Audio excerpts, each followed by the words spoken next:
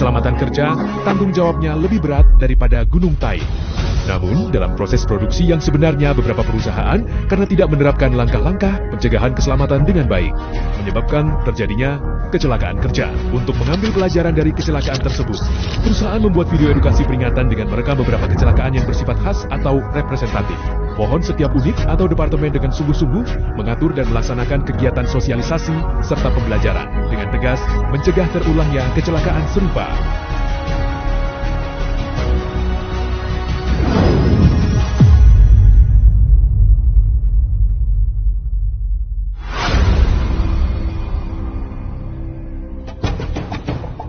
Januari tahun 2025, rapat pagi bagian perawatan di pabrik manufaktur perusahaan SG menugaskan Sumo untuk melakukan pekerjaan perawatan dan pemeliharaan forklift.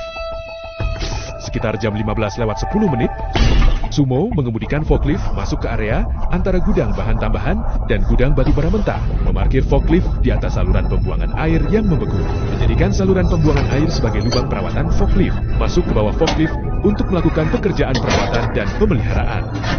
Ketika Sumo sedang menggunakan kunci pas untuk memutar baut di bagian bawah forklift bergeser ke kanan dan sebelah kiri tergelincir masuk ke saluran pembuangan air, menjepitnya di bawah forklift. Sumo meninggal dunia setelah upaya penyelamatan tidak berhasil. Kelalaian muncul karena kebiasaan dan kecelakaan terjadi karena kecerobohan. Sumo memiliki kesadaran keselamatan yang lemah dan keterampilan yang kurang memadai. Ia secara sembarangan melanggar peraturan dengan memarkir forklift di atas saluran pembuangan air yang miring dan tertutup es untuk melakukan pekerjaan perawatan dan pemeliharaan. Pabrik manufaktur tidak memberikan pelatihan keselamatan kerja dan penilaian keterampilan praktek bagi Sumo untuk posisi operator forklift, namun tetap secara tidak semestinya menugaskannya melakukan pekerjaan pengoperasian serta perawatan forklift.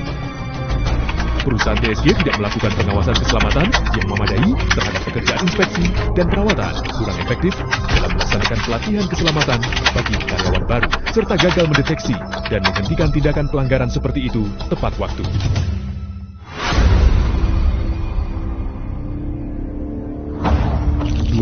April tahun 2025, perusahaan YZ secara rutin melakukan produksi dan pengemasan semen dalam karung, pekerjaan pengangkutan dan pemuatan barang ke kendaraan. Beberapa orang dari perusahaan logistik terkait, termasuk Cao dan Zhang, berada di tempat kerja pada hari itu. Di antara mereka, Cao bertanggung jawab mengemudikan forklift untuk mengangkut semen dalam karung. Zhang bertanggung jawab membantu pekerjaan di lokasi. Sekitar jam 15:20, Cao mengemudikan forklift untuk mengangkut semen dalam karung. Saat sedang memundurkan kendaraan tidak memperhatikan situasi di belakang, saat berkendara menabrak Zhang dan melindas bagian kaki serta dadanya. Sekitar jam 16:20, Zhang meninggal dunia setelah upaya penyelamatan di rumah sakit tidak berhasil. Kecelakaan tidak sulit dicegah, yang penting adalah mematuhi peraturan. Zhang, sebagai pihak yang terlibat, kurang berkonsentrasi selama bekerja dan melanggar prosedur operasi keselamatan. Di area lalu lintas antara pekerja dan kendaraan, ia tidak menjaga jarak aman dari forklift dan tidak memperhatikan jalur pergerakan forklift. Operator forklift melanggar prosedur operasi keselamatan. Saat memundurkan forklift, ia tidak memperhatikan dengan seksama kondisi di sekitarnya dan gagal mendeteksi serta menghindari pekerja yang sedang berjalan. Perusahaan logistik pihak terkait tidak memberikan pelatihan dan pendidikan keselamatan kepada operator forklift yang baru masuk ke pabrik. Serta pelaksanaan tanggung jawab utama terhadap keselamatan produksi tidak dilakukan dengan baik. Perusahaan YZ tidak menghentikan tindakan pelanggaran kerja yang dilakukan oleh operator forklift. Di ruang pengemasan, tidak diterapkan pemisahan antara jalur pekerja dan jalur kendaraan, sehingga resiko interaksi berbahaya antara manusia dan kendaraan tidak dapat dikendalikan secara efektif. 1 Juni tahun 2024, pekerja tenaga kerja kontrak dari perusahaan JM, termasuk Yue dan Zhao, sedang bertugas pada shift tersebut. Yue bertanggung jawab atas pekerjaan memasang kantong, melakukan inspeksi, dan tugas lainnya di ruang pengemasan mortar kering campuran. Subuh jam 4:27, karena palet tidak diletakkan dengan benar. Lengan mesin berhenti beroperasi, Yue tanpa menekan tombol darurat dan tanpa mematikan aliran listrik terlebih dahulu melanggar aturan dengan membuka pintu pengaman dan memasuki area operasional mesin, membungkuk lengan punggung menghadap lengan mekanik untuk meluruskan papan baki. Saat itu, lengan mekanik tiba-tiba mulai beroperasi kembali sesuai dengan program yang telah ditetapkan. Orang tersebut tertimpa oleh gripper lengan mekanik hingga terjatuh di atas papan baki. Jam 4:12, pekerja kontrak Zhao menemukan bahwa Yue sedang terjepit oleh gripper lengan mekanik. Setelah diselamatkan, upaya pertolongan tidak berhasil, sehingga meninggal. Orang yang tidak tahu takut tidak merasa takut. Tanpa rasa takut, bahaya pun mendekat. Pekerja kontrak QA melanggar prosedur keselamatan dengan memasuki area operasional lengan mekanik tanpa menekan tombol darurat dan memutuskan aliran listrik. Perusahaan tenaga kerja tidak memberikan pelatihan keselamatan pratugas mengenai sistem pemindahan palet kepada UE, tidak memberitahukan resiko bahaya yang ada pada posisi dan proses kerja baru, dan secara sepihak menugaskan pekerja kontrak untuk menggantikan posisi tersebut. Perusahaan JM tidak menyusun prosedur operasi keselamatan untuk peralatan robot pemindah palet yang baru. Meskipun satelar pengaman tidak berfungsi dan sensor pengaman belum digunakan, perusahaan tetap menyelesaikan pemeriksaan penerimaan peralatan dan memasukkannya ke dalam operasi produksi. Perusahaan JM tidak menandatangani perjanjian manajemen keselamatan produksi dengan perusahaan tenaga kerja, tidak memasukkan pekerja kontrak ke dalam manajemen tim secara terpadu, dan tidak mencegah pekerja kontrak yang menangani pengisian kantong melakukan pekerjaan pengganti secara melanggar aturan. Perusahaan pemasang peralatan ZN belum menyelesaikan pemasangan dan pengujian perangkat pengaman untuk mortar kering, namun secara melanggar menyerahkan sistem pemindahan palet otomatis mortar kering kepada perusahaan JM untuk digunakan pada shift malam.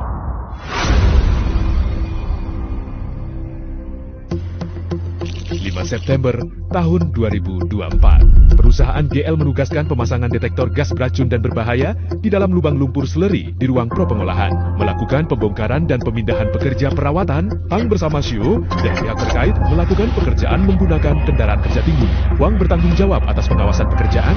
Jam 9:57, Hang dan Shu mengoperasikan kendaraan kerja tinggi untuk memasuki area di atas lubang lumpur seleri. Jam 10:03, Tang menggunakan mesin gerinda sudut genggam untuk memotong baut pada detektor,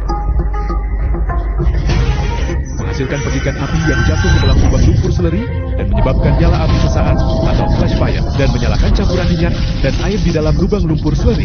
Api dengan cepat menyebar ke seluruh lubang lumpur seleri. Kecelakaan tersebut menyebabkan 2 orang sedang bekerja di kendaraan kerja tinggi meninggal. Keberuntungan sesaat, penyesalan seumur hidup saat Tang menggunakan mesin gerinda sudut genggam untuk memotong baut. Percikan api bersuhu tinggi yang jatuh mengenai campuran gas yang mudah terbakar sehingga memicu ledakan. Melanggar prosedur keselamatan kerja yang melibatkan api.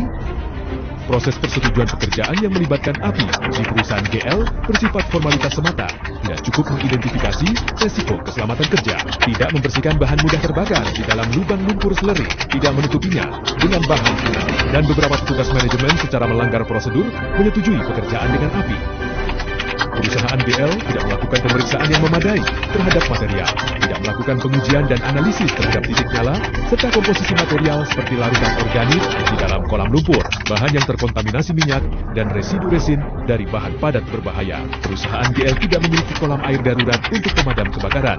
Setelah terjadi insiden kebakaran, sistem kontrol pemadam kebakaran memiliki waktu respon sensor yang lama, meriam air pemadam bereaksi dengan lambat, dan terdapat kekurangan agen dalam desain serta manajemen fasilitas pemadam kebakaran.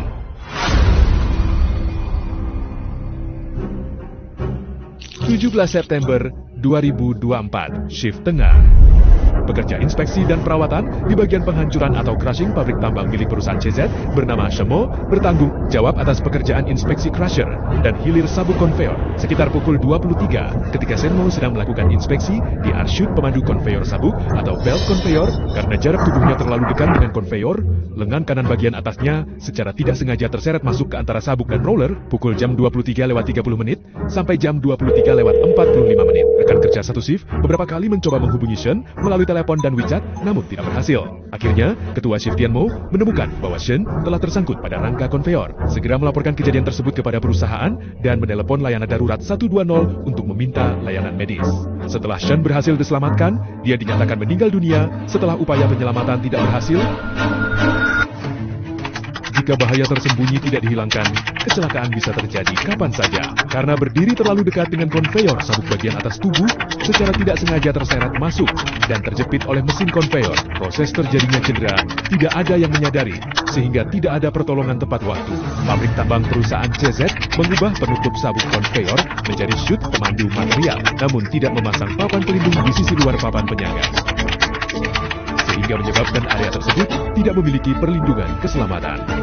Perusahaan CZ tidak melakukan pemeriksaan dan perbaikan potensi bahaya dengan memadai, serta gagal mengidentifikasi dan memperbaiki tepat waktu masalah kekurangan perlindungan keselamatan. Di area shoot pemandu material, perusahaan TL 26 Oktober kecelakaan kerja akibat tertabrak kendaraan yang menyebabkan kematian pekerja. 26 Oktober tahun 2024, pabrik tambang perusahaan TL melakukan kegiatan penambangan di malam hari. Cuaca hujan ringan. Sekitar jam 23:20, operator excavator backhoe, Kemo, berjalan kaki menuruni bukit setelah menyelesaikan pekerjaan di area penambangan. Sekitar jam 23:37. Ketika Kemo berjalan sampai di tikungan area penambangan S105, ia berniat menyeberangi jalan angkutan tambang. Saat itu truk dengan nomor 1 melaju dari arah kiri belakang Kemo dengan kecepatan 23 km per jam. Karena Kemo berada di titik buta penglihatan pengemudi, pengemudi truk tambang nomor 1 tidak menyadari keberadaan Kemo yang sedang berjalan di jalan angkutan tambang, sehingga ban depan sebelah kanan truk tambang tersebut menabrak dan menjatuhkan Kemo dan kemudian melindasnya hingga menyebabkan kematian. Pengemudi tidak menyadari bahwa kecelakaan telah terjadi. Ia terus mengemudikan truk tambang dan melanjutkan perjalanan. Sekitar jam 23:42, Kemo kemudian ditemukan oleh pengemudi lain yang sedang melintas. Lebih baik memutar 100 meter daripada melangkah 1 langkah. Beresiko, Kemo memiliki kesadaran keselamatan yang lemah dalam kondisi hujan di malam hari dengan jarak pandang buruk. Ia nekat memasuki jalur transportasi truk tambang sambil memegang payung dan mengenakan earphone untuk melakukan panggilan video tanpa memperhatikan kondisi keselamatan di sekitar jalan. Karena jarak pandang yang buruk pada malam hari, pengemudi truk tambang tidak dapat melihat Kemo lebih awal di jalan angkutan tambang. Ketika truk mendekat, Kemo sudah berada di dalam titik buta penglihatan pengemudi. Pabrik tambang perusahaan TL kurang memberikan perhatian terhadap area yang tinggi dan terpencil serta posisi kerja dengan 1 orang dan 1 mesin. Selain itu, tidak menyelenggarakan pelatihan khusus mengenai keselamatan lalu lintas dan periode kerja pada waktu khusus. Pengawasan keselamatan di area tinggi dan terpencil oleh perusahaan TL tidak memadai. Pemeriksaan dan perbaikan terhadap potensi bahaya pada fasilitas keselamatan lalu lintas jalan tidak dilakukan dengan baik. Setiap kecelakaan adalah akibat dari kelalaian terhadap tanggung jawab. Setiap pelajaran yang diperoleh adalah peringatan berharga dari kehidupan. Setiap nyawa adalah beban yang tak ternilai dan tak tergantikan.